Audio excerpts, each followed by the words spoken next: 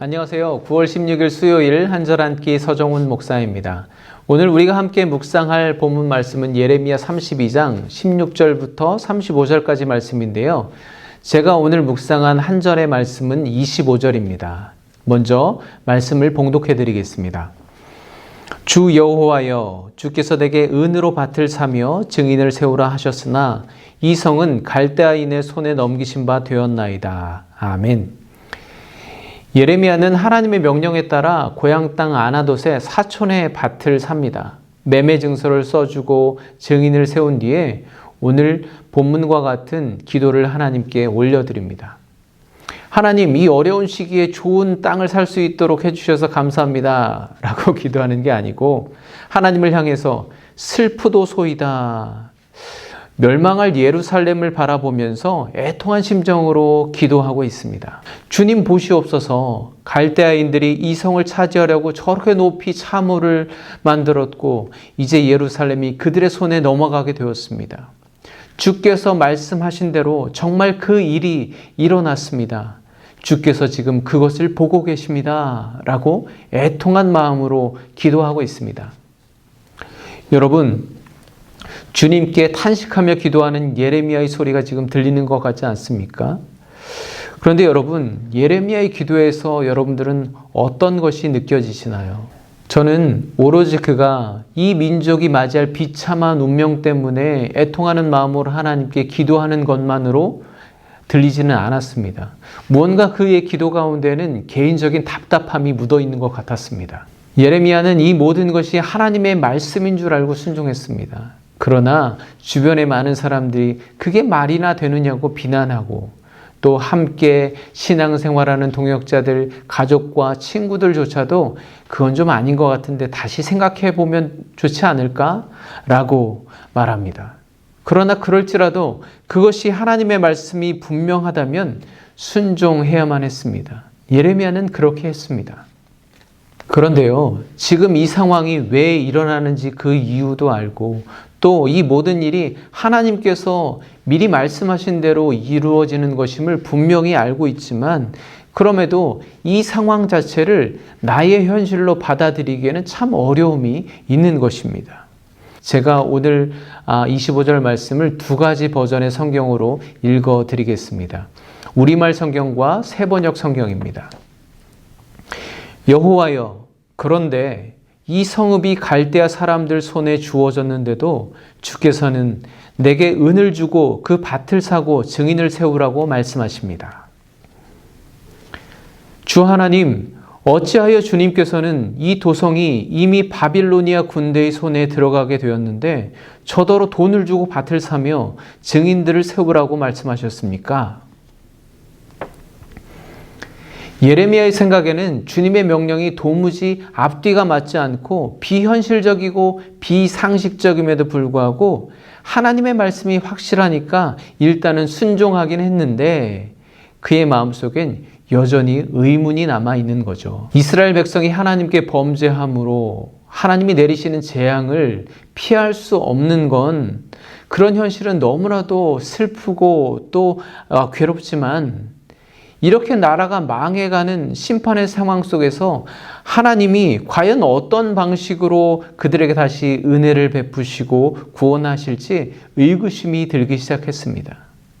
게다가 이 시국에 갑자기 돈을 주고 밭을 사라고 하고 증인을 세우라고 하시니까 더 모르겠는 겁니다. 예레미야는 그런 마음으로 여호와 하나님께 간절히 기도하고 있습니다. 저는 오늘 이 25절 말씀을 묵상하면서 예레미야의 기도를 통해 제 마음을 들여다보는 것 같았습니다. 좀 교만한 이야기인지 모르겠지만 저는 삶 가운데 하나님께서 나에게 원하시는 것이 무엇인지 그 정답을 대부분 알고 있는 것 같습니다. 그런데 저는 늘 그렇게 정답을 알고 하나님의 말씀대로 행하는 것이 현실과는 상당히 괴리감이 있음을 늘 느꼈습니다. 무슨 말이냐 하면 하나님이 하라고 말씀하시니까 하긴 하는데 도대체 왜 그래야 하는지 이해하지 못한 채 순종하려고 하니까 하나님의 뜻은 늘 내 현실과는 거리가 먼, 잘 들어맞지 않는 그런 개념으로 느껴졌던 거죠. 물론 내가 이해하든 못하든 알든 알지 못하든 무조건 하나님의 말씀에 순종하는 것이 참 믿음이라면 할 말은 없지만, 그런데 그런 것들이 한두 번 또 계속 반복되다 보니까 하나님의 말씀에 순종한다는 게 늘 나의 뜻과는 전혀 상관이 없는 것, 늘 어렵고 부담스러운 것으로 느껴지기 시작합니다.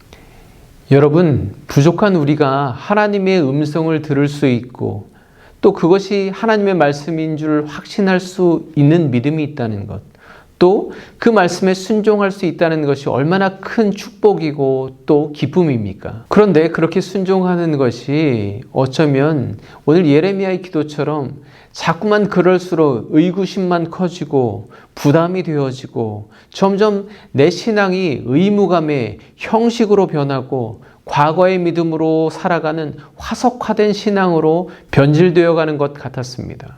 근데 저는 오늘 예레미야 이 짧은 기도문 가운데 저의 그런 연약함을 발견하게 되었습니다. 여러분, 그래서요, 우리는 늘 하나님의 말씀을 들으려고 해야 합니다. 그리고 거기에 머물면 안 되고 왜 그렇게 말씀하시는지 끊임없이 하나님께 질문해야 합니다. 하나님, 왜 그렇게 해야만 합니까? 왜 그렇게 말씀하시는 겁니까? 제가 확실히 이해하고 깨닫고 말씀대로 행할 수 있도록, 그래서 내 안에 순종의 기쁨이 충만할 수 있도록 주님 말씀하여 주시옵소서, 대답하여 주시옵소서, 늘 그렇게 하나님께 질문해야 하는 것입니다. 그러면 오늘 예레미야에게 그러셨던 것처럼 우리에게 응답해 주실 것입니다. 하나님께서는 절대로 상명하복, 내가 말하면 무조건 알든 알지 못하든 반드시 따라야 해, 순종해야 해 라고 강요하시는 분이 아닙니다. 하나님께서는 우리와 동역하길 원하십니다. 왜 내가 그렇게 말하는지, 왜 그렇게 행하라고 하는지 당신의 뜻과 마음을 우리로 하여금 이해하고 공감하길 원하시는 분이십니다. 여러분, 지금 우리 모두가 함께 겪는 이 어려운 상황, 그리고 여러분 각자의 삶 가운데 허락하시는 모든 일들, 어떤 정치인, 어떤 종교 지도자가 그렇다고 말하더라, 사람에게 질문하고 사람에게서 정답을 찾으려고 하지 마시기 바랍니다. 역사를 주장하시고 섭리하시는 창조주 하나님께서 왜 이렇게 역사를 이끌어 가실까? 왜 상황을 이렇게 섭리해 가실까? 하나님께 질문해 보시기 바랍니다. 주님께서 무엇라 응답하시는지 잠잠히 기다려 보시기 바랍니다. 하나님은 바로 여러분에게 그 크고 비밀한 당신의 뜻을 보여주실 줄 믿습니다. 기도하겠습니다. 하나님, 주님 말씀하시면 내가 나아가겠습니다. 당신의 뜻이 이해되지 않고 당신의 마음이 보이지 않더라도 주님께서 말씀하시면 순종할 수 있는 믿음을 허락하여 주시옵소서. 그러나 주님, 알고 싶습니다. 깨닫고 싶습니다. 그래서 주님의 말씀에 순종할 때마다 주님의 은총과 기쁨이 충만하게 하여 주시옵소서. 응답하여 주시옵소서. 예수 그리스도의 이름으로 기도합니다. 아멘. 오늘도 하나님께서 여러분의 삶 속에 당신의 마음을 어떻게 보여주실지 기대하시기 바랍니다. 내일 목요일 아침에 찾아뵙도록 하겠습니다. 감사합니다.